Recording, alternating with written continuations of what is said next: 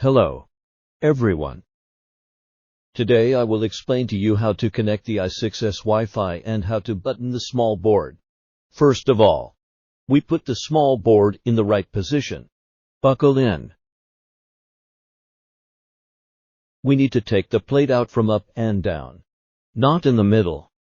The installation of different small boards will automatically enter the corresponding interface.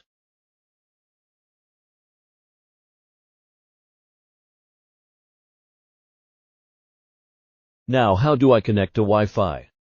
First, go to the settings screen, and then go to the Wi-Fi screen. We choose a Wi-Fi and tap into it.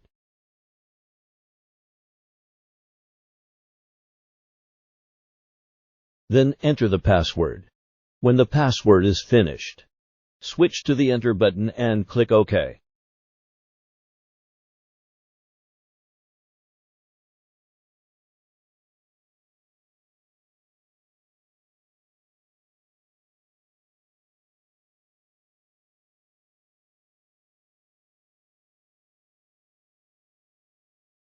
Wait a few seconds and the Wi-Fi will connect automatically.